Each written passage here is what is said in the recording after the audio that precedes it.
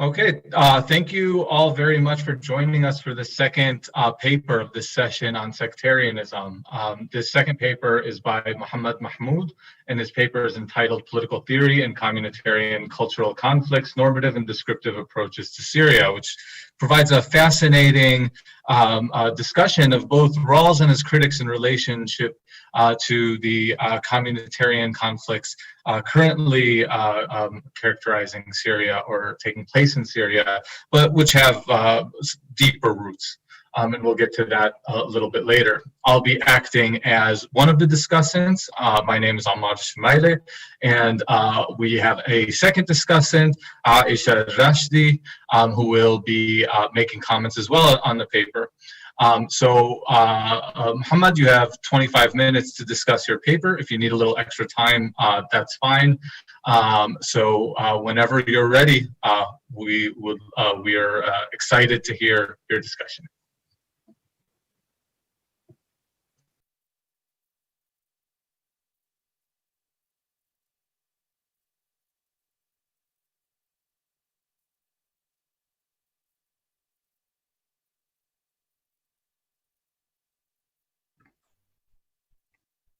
Dr. Mohammed, you're still on mute.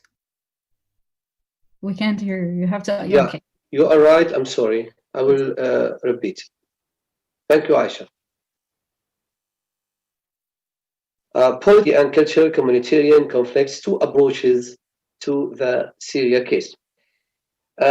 Actually, this paper is a presentation on my current PhD project, which I'm working on in Frankfurt University in Germany, and it's situated in the field of political theory mainly. Yeah, it is related to communitarianism or cultural communitarianism or sectarianism.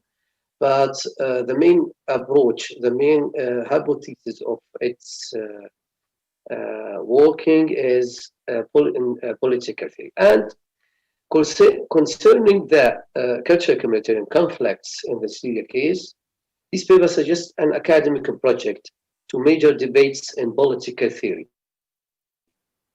The project is situated in the field of normative political theory. That's what I want to emphasize. And focuses, secondly, on these debates between the two approaches of modus vivendi and overlapping consensus. You know, that's overlapping consensus according to Rawlsian sense, Rawlsian political liberalism sense, and its conceptions of reasonable, comprehensive doctrines, and a well-ordered, liberal or decent society. These Rawlsian terms. And seeks to provide an empirical descriptive inputs, about this case for applying these two approaches to them. I mean, these inputs, as well as two theoretical normative approaches as follows. That the follows what I want, what I claim that it is something like a new approach in on the Syria case. A multicultural modus vivendi in a transitional stage, and overlapping consensus on constitutional principles of a liberal, neutral, and egalitarian, I mean democratic, ideally, model in advanced and sustainable stages. Main problem and question and hypothesis of this project. In this project, I suggest to explore the cultural communitarian conflicts in the Syrian reality and formulate the main theoretical question as follows. What is a good model for political order in the Syria case, considering its cultural communitarian conflicts? I consider the implicit controversial point in political theory regarding the Syria case as the main theoretical problem, which I focus on ideal versus, which focused on ideal versus non-ideal theorizing. Ideal theorizing would focus mainly on principles of desirable model, while non-ideal theorizing focus mainly on the constraints of these conflicts. I mean, the factual constraints of the Syria case. In contemporary debates within political theory, modus vivendi is an approach that uses non-ideal theorizing, while Rawlsian political liberalism is an approach that uses ideal theorizing. Depending on these approaches in a transitional, in transitional stage, according to, or in the Rawlsian sense, non-well-ordered society or case, such as Syria, I initially suggest two approaches as the main hypothesis about which I seek to argue and prove, or adjust, or even refute, partly or completely researching. Sure. First, a multicultural modus vivendi is an transitional stage, more than modus vivendi, not just descriptive. Modus vivendi, according to John Gray sense, as a descriptive and realistic and a practical approach. Not just descriptive. And less than overlapping consensus, not just prescriptive, not just normative and ideal in this Rawlsian utopian political sense. And a foundation of a desirable prescriptive model. Second, an overlapping consensus on constitutional principles of a prescriptive model in advanced and sustainable stages. The concept or the conception of overlapping consensus itself, and according to in Rawlsian sense, and in terms of its idea, principally, and principle concerning the question of culture, ethical, and neutrality. This so traditional question of the neutrality of liberalism. I discuss in my project this idea and how we could apply this approach of an overlapping, or other democratic, Western democratic approaches in our society, in Western society, or Arab society, and Muslim societies. Because of democracy based on the philosophy of liberalism. And the neutrality in liberalism is a bigger question. I reform this question according to the Syria, or depending on the Syrian reality. They applied to transitional cases like Syria, which it have further problems in the reality of their cultural communitarian conflicts.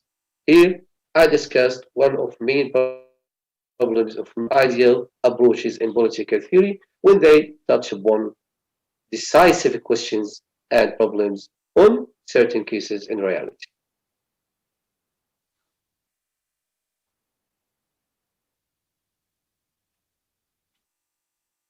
Now I will go to talk about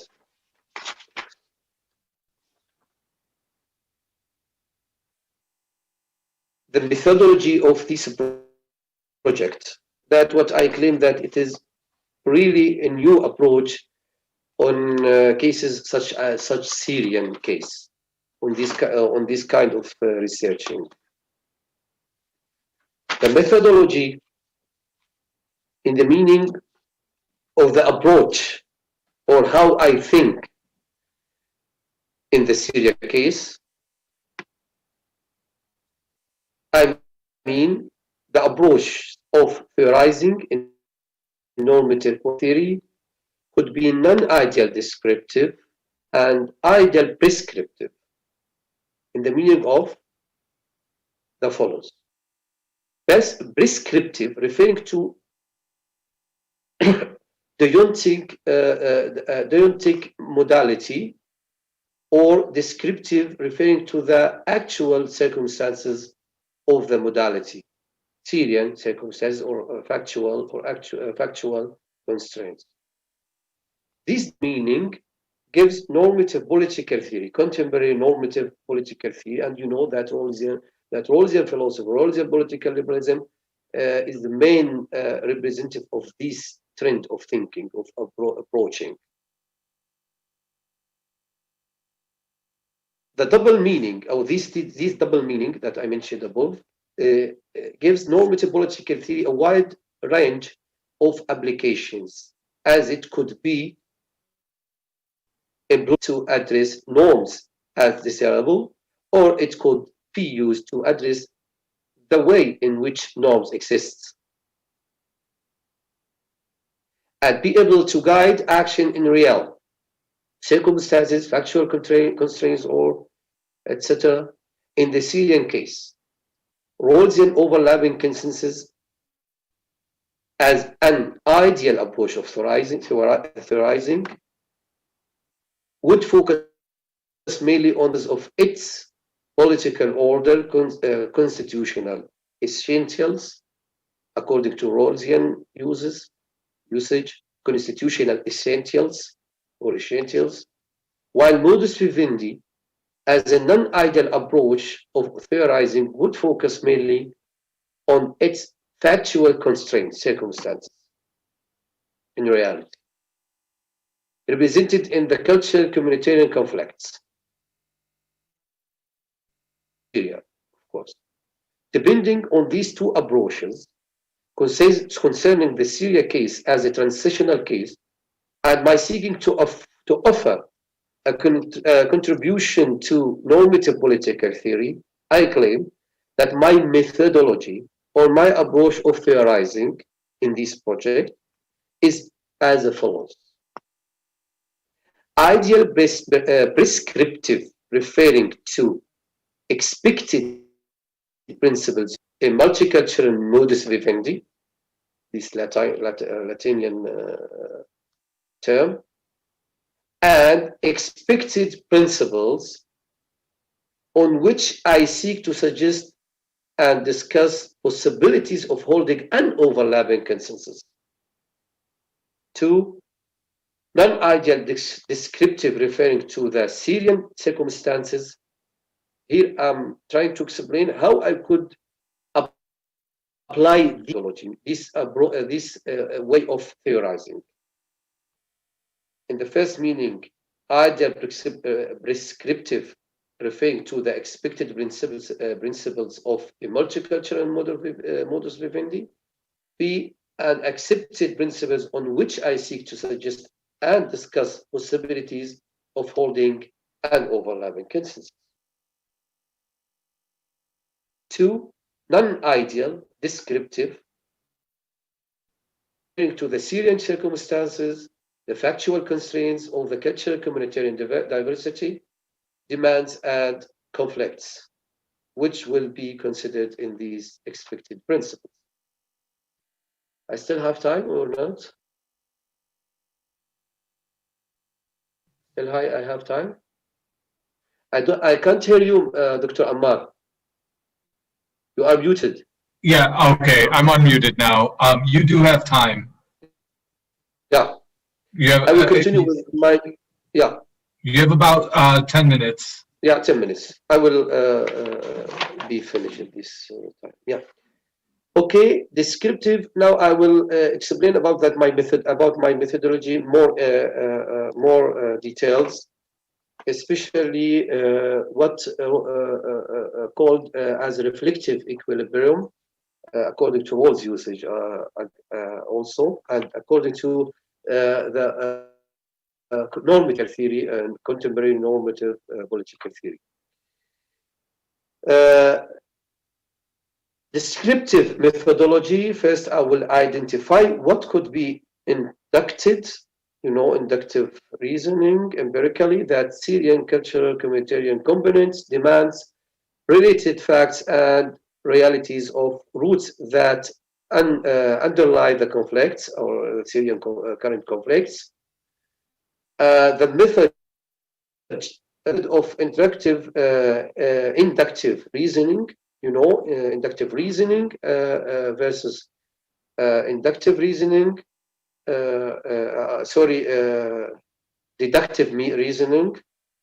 I will extrapolate the Syrian cultural communitarian components and their demands to identify their own and common values and views on the public sphere and on political liberalism in general, principles in general. I will formulate theoretically and justify realistically expected principles of a desired model in advanced and sustainable stages, as well as the transitional stages. Prescriptive methodology. The methodology or the method of deductive reasoning expected of the descriptive methods above, as I explained, will be the subject of deductive reasoning, whereby the theoretical normative conceptions of roles in political liberalism will be applied. For confirming, adjusting, or even refuting the hypothesis that the cultural communitarian components and their demands are reasonable, partly or completely. The reasonable demands or reasonable comprehensive doctrines, again, according to or in the Rawlsian sense. I mean partly or completely in the Syrian case. Well, my mission, my task here in this project, to examine Syrian cultural communitarian groups, if they have this ability, these possibilities, partly or completely, to be applied, to be the subject of an overlapping consensus. So, comprehensive doctrines, which means that it's possible for them to hold an overlapping consensus on principles of constitutional, liberal, neutral, egalitarian model, in addition to principles of transitional, multicultural modus vivendi, in the sense of what I have hypothesized this method could offer an answer to the following question: could we generalize and apply deductively formulated in advance theoretical and normative conceptions and approaches like Rawlsian overlapping consensus to realistic cases like Syria? This is one of my main questions in this project. Under its specific cases or constraints, I mean the cultural, communitarian diversity and complex. The method of reflective equilibrium, and I hope that I have time to finish this half of page, is the main method in Rawlsian political liberalism, and since his theory of justice, as you know, it has been one of the most widely used methods in political theory and political philosophy. It is a state of coherence in our principles, ideas, approaches, and hypotheses on issues and problems resulting from adjustment and arguments among available and related alternatives. And it could be used to justify and formulate these principles, ideas, approaches, and hypotheses in the Rawlsian sense, and according to apply it to the Syria case, it is necessary to distinguish between narrow and wide reflective equilibria I suggest my question, I subject my questions and problems on the Syria case to extensive alternatives, Rawlsian political liberalism, and modus vivendi, in addition to related approaches and hypotheses. I mean, liberal multiculturalism in chemical sense, for example, or as a main example, and multicultural state model, for example, nation state and cultural communitarian sectarian state model. Models like we have some researchers or some thinker how they suggest it concern the problems and question on this case both partly or completely. Accordingly, I apply a wide reflective equilibrium to justify and formulate my approaches themselves and confirm or adjust or even refute their hypotheses. In addition to confirming their internal coherence and equilibrium and expectations. Concerning the city of cultural communitarian diversity, demands and related conflicts, applying this method will offer an extensive alternative which will be considered in my reflections and expected principles on a desirable model. These principles are expected to consider potential alternatives that could be found in the Syria case or Syria and the Syrian comprehensive doctrines and their demands, values, and views on political liberalism principally and multicultural coexistence transitional. Thank you. That's all. Thank you very much, Muhammad. If you are you sure you're finished? You still have a couple of minutes if you want to use them. No, I'm sure that's enough for me. That's all right. What I want to stress. Emphasize there. Thank you so much for that really fascinating presentation and a really even more fascinating, chapter of your potential dissertation that you provided. First of all, I want to note from the outset that I have to approach this subject with some humility, given that it's not my area of expertise, normative political theory. So I approach this more as a fan than I do as an expert in normative political theory, just somebody who casually reads John Rawls once in a while. I've read fewer books on John Rawls than Jared Kushner's read on Palestine, so I don't feel like I should comment on too much on the theory side of things, although I will comment on the logic in my reading of this. One of the difficulties with evaluating a piece of research at this stage is that it's not yet completely formulated. And in my reading of your introduction, I didn't quite get a good grasp of where you were going to go exactly with the rest of your dissertation. I think it could have been better discussed, although I think that it would be unfair to judge it based on just this introduction and to expect a sort of full-fledged discussion of the ideas within your manuscript. I found it really interesting, the idea of this sort of hybrid or in-between situation between the illiberal, modus vivendi of Gray and the liberal democracy or conceptualization of liberal democracy according to the Rawlsian tradition. But I didn't quite get a grasp of what that was, this multicultural modus vivendi from your discussion. I also had to sort of assume certain definitions.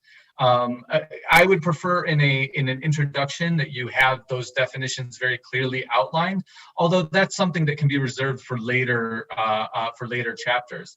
And so my assumption was that all of your definitions were as Rawls defined it, as you tend to get in the sort of Rawls, as you tend to get in the sort of criticisms of Rawls, as well as the sort of alternatives to Rawls, the adoption of Rawlsian definitional paradigm. So I assume that, and from your discussion, I understand that that was kind of the correct assumption to make, that when you discuss liberalism, that when you discuss conflict, these were all terms that were defined as Rawls defined them. So moving on to some of the more, empirical matters, it seems to be the case that the theory that you're presenting is perhaps most applicable to a situation where we treat identity and communitarian groupings as sort of persistent attributes of these groups, as a way of handling a situation when we assume that they're not very malleable.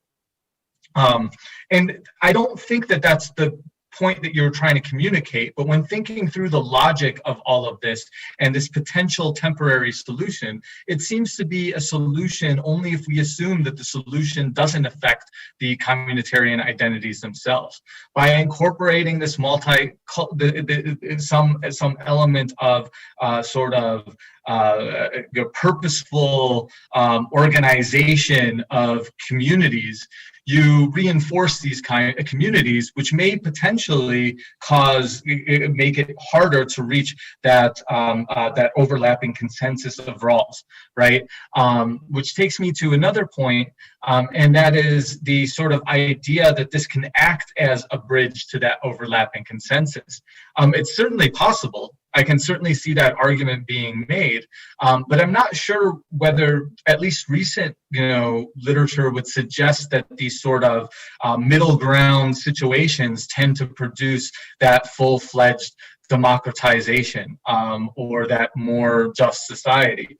What we tend to see is that some of these, going into the authoritarian concessions literature and the sort of competitive authoritarianism, we tend to find that it sort of is a little bit more stagnant than was expected. The early literature is rooted in this idea of some progression, this slow progression based on the sort of English model of development, and we don't really see that, right, very much. And we see that these authoritarian institutions that are democratic-like tend to produce greater stability, or at least there's the argument that it produces greater stability. So that's something that I think you're going to have to deal with later on. And like I said, I began by saying it's kind of hard to judge this project at this stage because I don't know what you plan on filling exactly, right? And it's entirely possible that you contemplated this criticism completely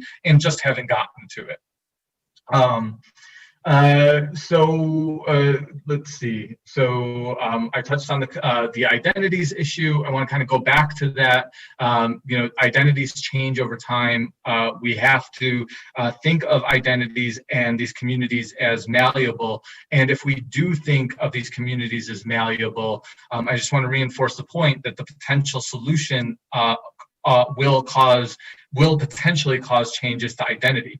For anybody who looks into the Syrian case, we see changes in identity across the political history of Syria, based on the actions and sort of the setup of the regimes that are involved. So you have to kind of treat this a little bit, I think, more carefully. I think it's something that you have to, I'm not saying you haven't treated it carefully, but that moving forward, you should keep this in mind and treat it very carefully, the potential effect of the political order itself on the identities.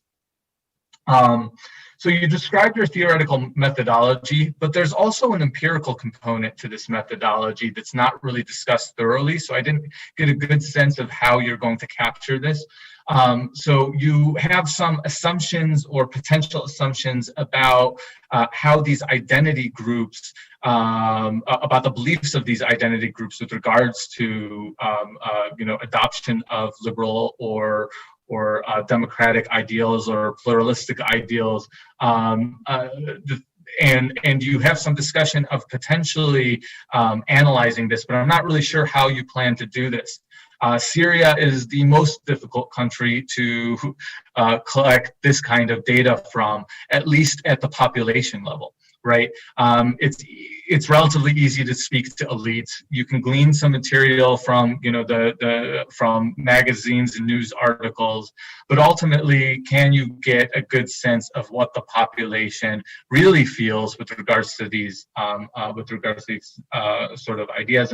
And one of the problems with Syria is that there is so much heterogeneity. There is so much variation across various parts of Syria with regards to the ideas that they adopt, that it's almost it's almost difficult to categorize Syrians according to these religious groupings, because, you know, even and this is coming from somebody who makes broad generalizations, but even from my perspective of somebody who sometimes is willing to make these broad generalizations, it's difficult to, you know, treat that sort of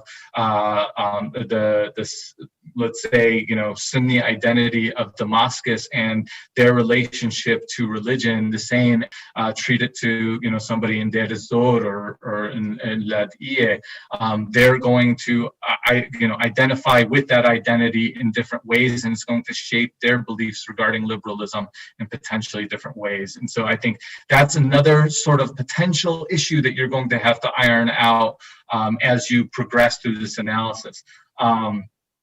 Another kind of minor point, you state that through the Syrian case, you can use this as example to confirm that there is no well-ordered society without a political system that has democratic legitimacy.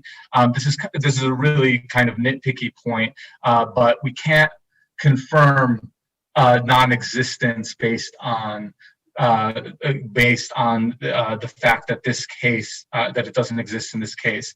And so you have to tone down that language. Just because it doesn't exist in the Syrian case doesn't mean it's not possible that it can exist somewhere in some case. So that's just more of a linguistic issue. And, you know, finally, I think this is the only real point. You know, I've made a bunch of points. I hope you address some of them in your discussion, your response. But there's a only point that I really want you to address. Any other one you can feel free to skip over. But I didn't get a good sense of how your multicultural modus vivendi differs from Gray's modus vivendi. It's not clear to me from your discussion in the introduction. And I feel like you have a better idea of how you're going to do that, but it's still not on paper. And so I hope that you'll go into that discussion. I have one final minor point before Aisha gives her comments. And that's in the initial framing, and this isn't related to anything related to the substance of what you're talking about, but I think it detracts from the introduction when you frame sort of the Alawi domination of politics as being rooted in Hafiz al-Assad. For me, the first thing that jumps out is, as soon as I read that, I'm like, well, Salah Jadid, it wasn't exactly a completely non-sectarian party at that point, before Hafiz al-Assad took over. And there's no reason to really, to tie it specifically to Hafiz al-Assad. So I wouldn't necessarily do that, even though, you can make the argument that it was enhanced, that it increased, but that it flows directly from Hafiz al-Assad's rule. I don't necessarily think that that's the case. It's entirely possible Hafiz al-Assad doesn't exist and we still have a sort of similar paradigm due to the sort of due to the demographics of who was in the military at the time and who was in particular positions, which is not to say that that would have been the case, but it's possible. All right, those are my points. And once again, I want to reiterate, this is a really fascinating discussion. And one of the things that I found very fascinating about it in particular was not that this was simply a theoretical possibility, but it is also a potential empirical reality, that we end up with some sort of, and I use equilibrium in a positive sense here, but an equilibrium that resembles this kind of compromise position. And so I think this is fascinating work, and I'm really looking forward to reading it in its full form once it's complete. And feel free to send me anything, once you have a draft done of this. Thank you so much. Aisha. Okay, thank you, Dr. Ammar, and thank you, Mohammad, for your presentation and the paper. I don't want to reiterate or basically repeat what Dr. Ammar have already stated, because most of the points I've been scratching because we've already highlighted or mentioned in his questions, but it was really a fascinating proposal, and I also look forward to see the final end of it. But because it's not something that is done yet, or there is no empirical backup to it yet, I had a lot of questions, and I also come from a political background, from an IR background, so please, my apologies for those minor questions. So one of the concerns that I had is that, what do you mean by when you say cultural communitarian conflict? You need to define what do you mean by that. Do you mean it within like a sectarian conflict, which basically saying certain sects against other sects, or is it ethnic identities that you're focusing on? Because when you see at the end of your proposal and your proposed chapters, you sometimes opt to ethnic identities such as Alawis or Kurd, but in other times you go into the usage of the sectarian word as a sectarian or religious communities. So I think you need to clarify this aspect of it. It wasn't clear much to me. And other than that, these points have been already mentioned, so I don't want to repeat it or waste time in repeating the questions that Dr. Ammar have already mentioned. But also you need to take into your consideration on defining culture, even though when you say culture, okay, these identities or these communities that existed within this culture. How do you define what a culture is? And as Dr. Ammar have already touched upon, you have neighborhood, religious, tribal, social class, ideological, different identities that plays into the culture. So how do you draw boundaries into identifying those communities, of one would say, within the culture of Syria, which you seem to take it for granted as something that is universal, which is, I don't think is the case in Syria. And then also Dr. Ammar have mentioned this briefly, which is about the equivalent of Alawis as basically pro-Hafid. I'm going to add the point of the Muslim Brotherhood other than Salah Jadid. So why did the Muslim Brotherhood fail in the 1982? Is because the masses at the time were in support of Hafid because of his policy of the liberalization and land reform, which was not something that was the Brotherhood's taking into consideration their policies. So there's the class element here playing the role. And then you seem to suggest an idealized vision of an alternative. Even when I went through the whole reading and then I went through the chapters that you've suggested, but what is this alternative? You seem to suggest like a new Syrian national identity. And even though that you don't use the word secular, but it seems to be the case as something that everyone will agree upon and something that will be inclusive to all of the complicity of identities within Syria.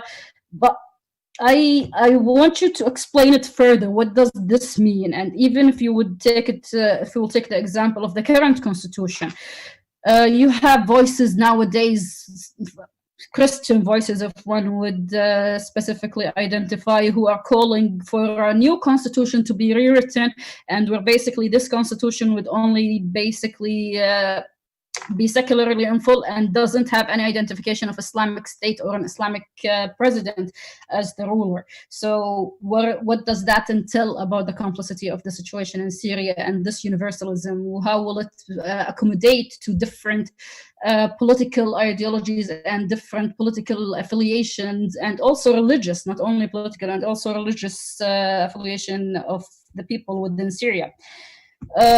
This imagined system, I don't know when I read it, but I don't know why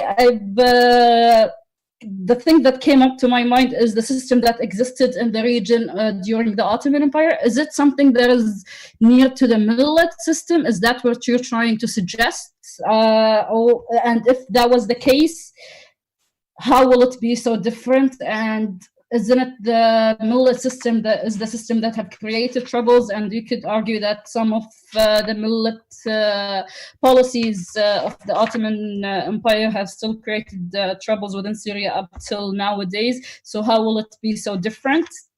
If it wasn't, then what is it exactly, and what will be the regional? Have you thought of the aspects of the regional dynamics into this imagined alternative? Will it be something that encompasses the regional changes, or it's only something that is specifically to Syria, even though in the beginning of your introduction you stated that you're trying to demystify the Syrian cases from everyone saying, oh, Syria is a special narrative, Syria is a different scenario, but what you're trying to suggest in that it is not the case. So if that was the case, how will this new alternative that you suggest will be in relation with the different regional powers and the regional system, and also the international ones, if we will take it to a higher level? What about Syria? And other minor points within the document, as we've already agreed, I'm going to send you my feedback and all of these comments to your email, and I don't touch upon much in your methodology because I couldn't, to be honest, I couldn't grab an understanding of it. I think you might have if there is, because an inductive reasoning and then deductive reasoning, and then you basically say that you will end up of using the rules and ones of applying. If that was the case, then why do you introduce, or maybe because if it's an introduction chapter where basically you want to say that there is those approaches and I'm only opting to a certain one, that could be the case. But if it wasn't, maybe you would take some parts that you think that they are unnecessary. And also you've said that there are no literature on Syria, on the minorities or different groups of Syria pre-2011, but I have a lot of references, and I'm going to share the list. But if some that comes to my mind, Van Damme, Hannah Bush, Seal, among other plenty, and I could share with you the list later on. So I don't want to seem repetitive with my questions since Dr. Ammar have already mentioned all of them. I think Dr. Mohammad now, if you want to answer them. And thank you for your presentation. Thank you very much, Aisha. Mohammad, if you'd like to take 5 to 10 minutes to answer our questions, you can choose the ones that you think are the most important for you to communicate to the audience. That'd be great.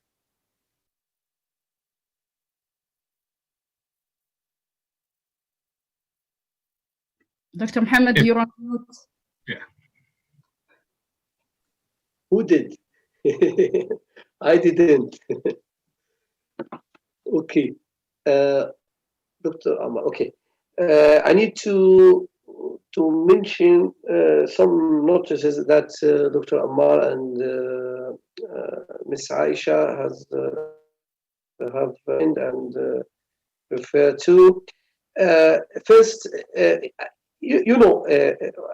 Dr. Ammar said what your something like last destination.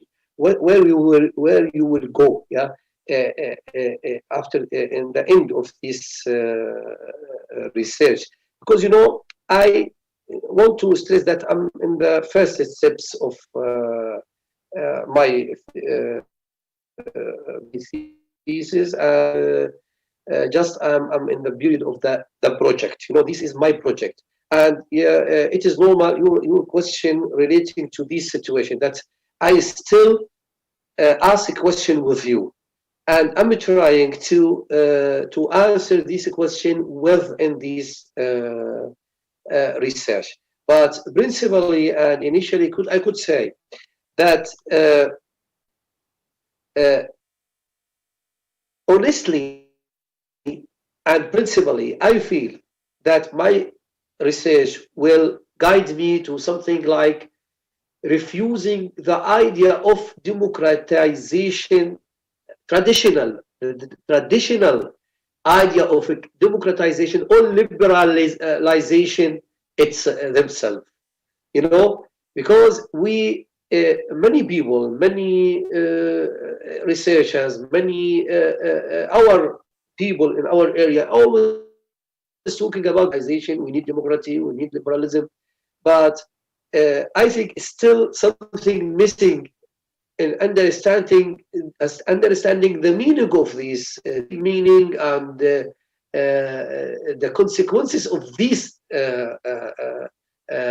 operation or processes of democratization and liberalization. John Rawls is one of ideal models of democratization, organization in political field, in politics. So I suggested to examine its possibility in the case of Syria as one of our main current question and problems in this period. So, for example, when we talk about democracy, or as an ideal model, and we need democracy area, really we need democracy and its related conceptions of liberalism, for example. And I'm trying to discuss something like our society are ready to reform their systems according to the principles of democracy and its consequences in societies and etc.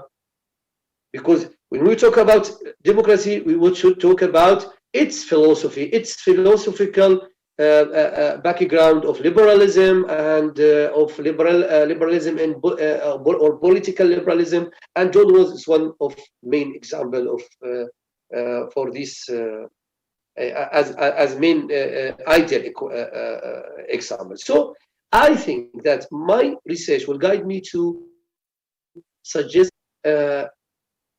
not ready or given model as some researchers or some peoples or some people of their concern with to suggest ready models of democracy to be applied in our region. That's what I think that my research will guide me to say that, not to emphasize that. Or if perhaps we're like I'm misunderstanding that part of that discussion. If I get the idea of your question, Dr. Ammar, an overlapping consensus itself as an idea in the context of political Rawlsian political liberalism or political theory, justice is a theory of justice. I'm trying now to take this conception itself and think of its principle. And if we lose one of these principles, could we continue talking about overlapping consensus? Main of these principles is claiming of liberal neutrality, for example.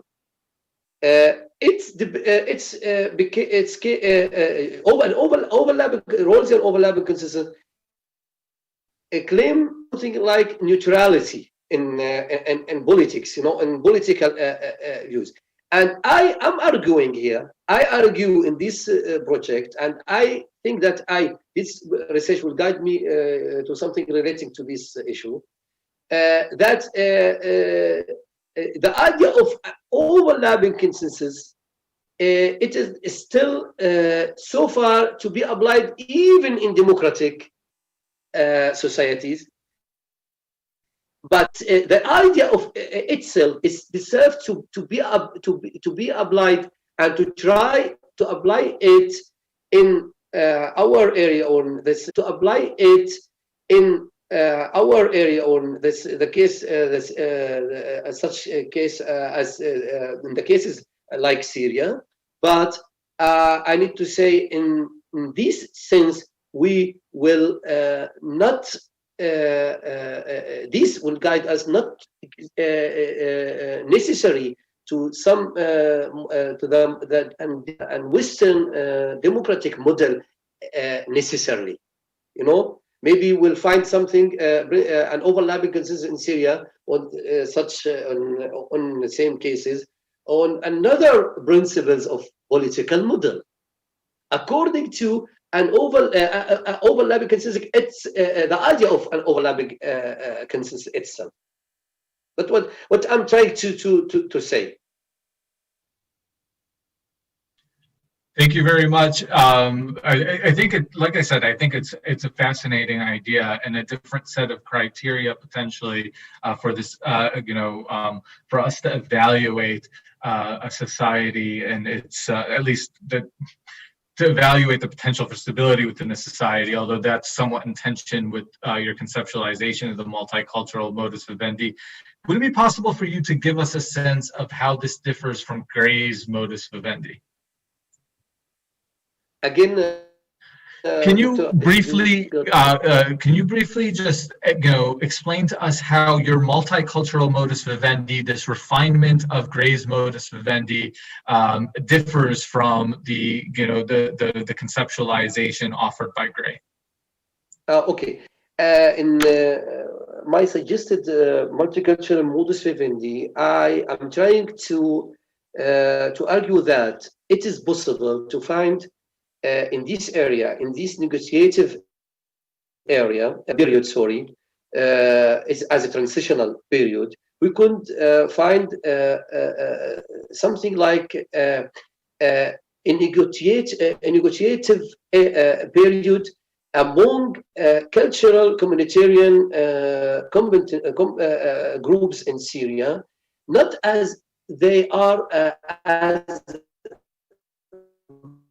but as represent as how they represent in the context of Syrian citizenship.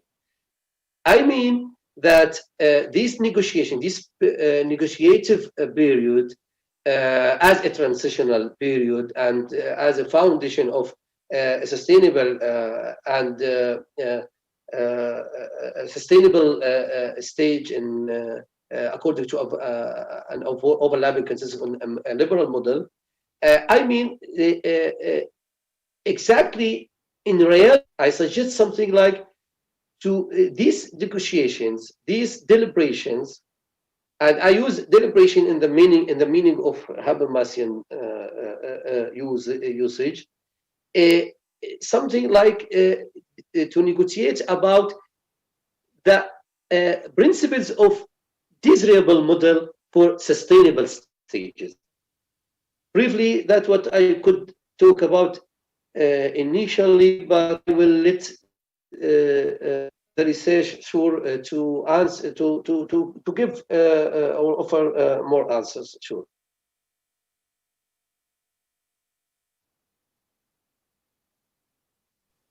Thank you very much. Do you have any other comments related to our questions, or should we move to questions from the audience? No, thank you very much. All right. Are there any questions from the audience?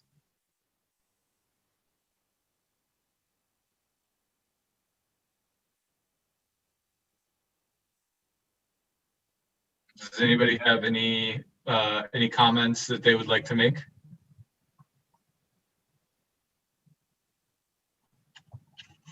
Let me check to make sure.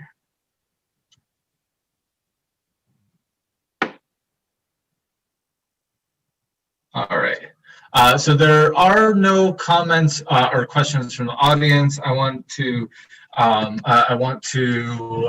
thank all of you for joining and participating in this event and this discussion of sectarianism, this panel on sectarianism, which has been truly fascinating. Both of the papers presented today by Aisha and Muhammad are really interesting, and I suggest that you read them if you have access to them. I believe you do.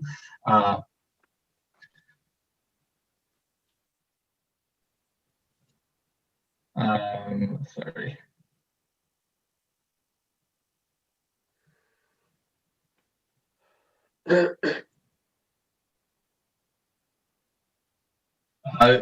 Tomorrow there will be further discussion of sectarianism as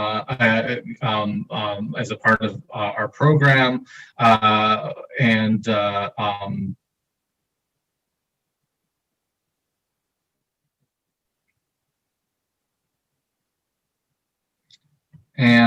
that's it for our recording of this session. Thank you very much for joining us. That may be the worst ending to a conference ever. I apologize for that. I was trying to read through what I'm supposed to say at the end. But thank you all very much for your participation. Thank you, Dr. Ammar. Thank you, Mohammed. Thank you, Aisha. Yes. Thank you, Dr. Ammar. Thank you, Ilyas. He's still with us. Yes, he is. I think. Yes. He left, yeah.